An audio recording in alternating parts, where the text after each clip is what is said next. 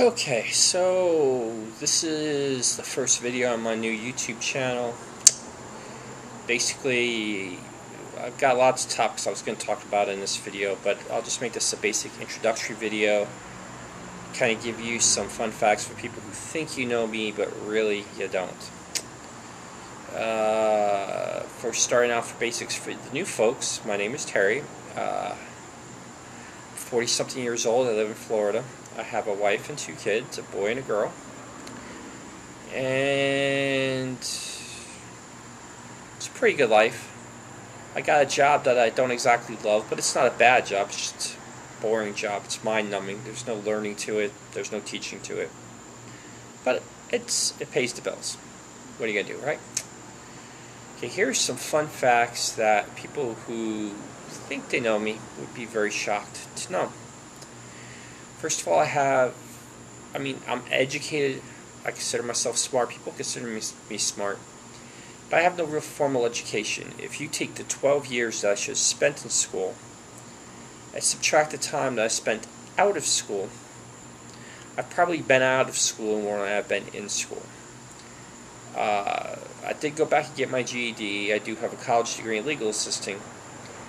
But as far as those first 12 years, I had to quit school to help support my family, my mom and dad, because they were going to lose their house and they needed money to keep their house. So to help them do so, I quit school, got a job at a restaurant as a dishwasher, tried to go back to school, but that didn't really work out because the restaurant didn't really follow child labor laws.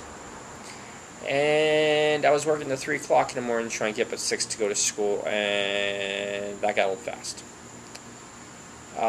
When I was younger, my dad had a job before he became ill that moved us up and down the eastern seaboard, so I never stayed in one school very long. I was always the new kid, and it always seemed like at the end of the school year was when I was showing up, so they would have no idea what kind of education I had. So they would pretty much just like sit me down. I would take their final exams, and close enough was good enough, and they would just kind of pass me along.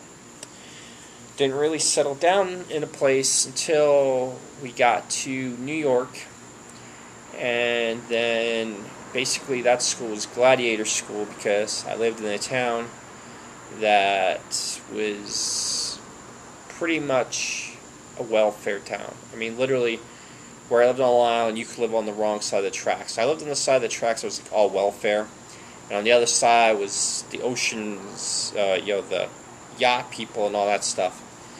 And basically, I was fighting for my life every day I was going to school. I mean, my school that I went to was so bad they actually had guards that walked around, hall guards, big dudes, to like break up the fights and stuff like that. I have been homeless in my lifetime. Me, my dad, my mom, my sister, and a dog lived in a station wagon for like 2 months. And we lived in the back of like a trashy motel. And like at 3 o'clock in the morning when they were sure they had a room available, they would let us go in and like use the shower in the room and stuff like that. Dave was a real nice guy there who helped us out like that. But yeah, I have been homeless in my lifetime. Interesting fact number 1 nobody knows. Or 2, I guess, because the school thing was first. Next thing is, there was a point in time where I could not stand professional football. You could not get me to sit down and watch a game to save your life. Which will shock and amaze like all the people who know me now, because try to tear me away from a Bucs game now. Yeah, football is like my life, and this labor thing is it's really pissing me off, and that's another video for another time. But that's going to be funny. When you see NFL labor, you want to click that video, because that's going to be hilarious. Let's see, what else? Movies. Wasn't always the huge movie fan that I am now. And most people think that my love of movies started at Star Wars, because I'm a big Star Wars fan now. But at the time, I've seen the movies, but I wasn't like as into it as I am now. The movie that was the turning point that really got me into movies was Raiders of the Lost Ark. And the story behind that is living in the welfare town that I lived in. In New York, the grocery stores don't have like access where you could take your shopping cart out to the car. It was all blocked off. You have to pull your car up and load your bags in front of the store. So when we got our food stamps, we would walk 4 to 5 miles to the next town over to a Pathmark that had access to pull the shopping carts out. And we would do the big shopping and then take a shopping cart loaded worth of groceries and push it back 4 to 5 miles,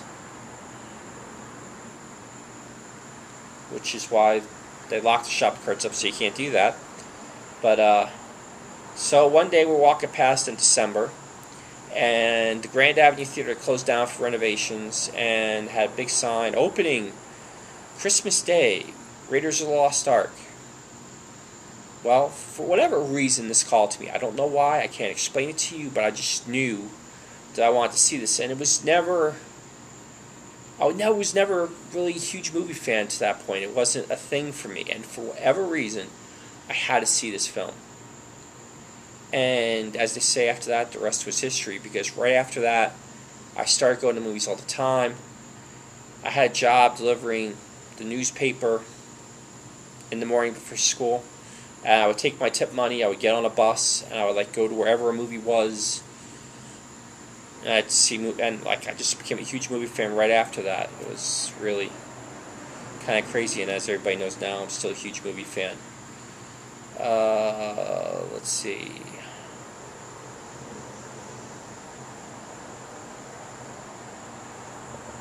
Interesting facts.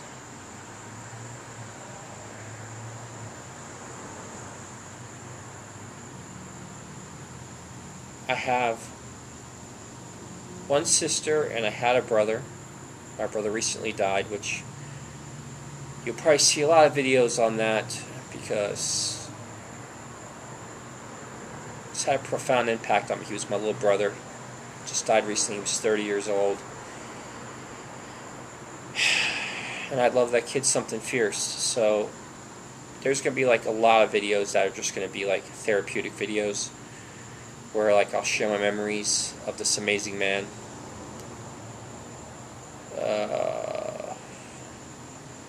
I have a job right now that I don't love, but it's not the worst job in the world. The only reason it's a little rough is because it's kind of mind-numbing. I enjoy jobs that like engage my mind and stuff like that. Right now there's no engagement of mind in this job, so I'm hoping to move up or whatever and get a job where I can like use my mind again, use skills. Right now I'm more like a prison guard than anything else. Let's see. Coming up on 23 years of marriage. Met my wife when I was 18 years old. We met on the job. And I would have to say, truly, she has to be my soulmate, because to survive with me for 23 years and go through the things that she's gone through, I mean, she has to love me. People who know me know that I have, like, a slight form of OCD, and, like, there'll be times I'll just get manic about stuff. Like, the last thing was Ring of Honor DVDs. Ring of Honor is a little wrestling company up north. And for whatever reason I got into my head, I'm going to collect every Ring of Honor DVD there is. I mean, problem is there are a lot of out-of-print Ring of Honor DVDs. So I purchased all the ones that I could buy from ROH, and then there was buying off of eBay, meeting people at wrestling events. Oh yeah, I got this one and that one, and buying off of them. For some of the people who want Ring of Honor DVDs, it's probably my fault you don't have them, because I bought some off the guy who makes the DVD, and I bought the master copies. So there are no more copies to be made of some of the out-of-print DVDs, because I own the final copies. Sucks to be you. But I paid heavy for them, so there's a balance to everything. I love professional wrestling to a point.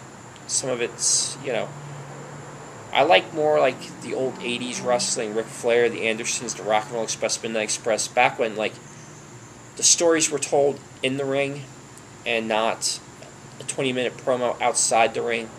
It amazes me how back in the day they could sell out a house show with a 30-second promo behind behind the counter there, and now they can't like sell out pay-per-views or like regular shows with like 20-minute promos, which should tell the wrestling people something. Because Ric Flair would come on there, and we're talking a house show here, okay? We're talking basically house shows. Nothing ever happens unless there's a TV camera there. Titles don't change and stuff like that. Sometimes back in the 80s they did, but now you never see a title change at a house show, which is one of the reasons why people don't go.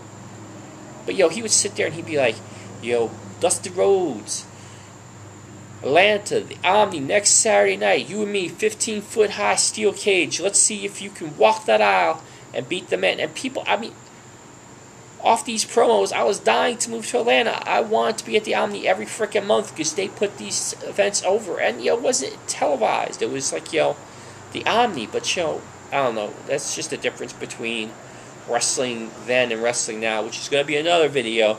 My commentary on, like, how wrestling's gone so far askew from it.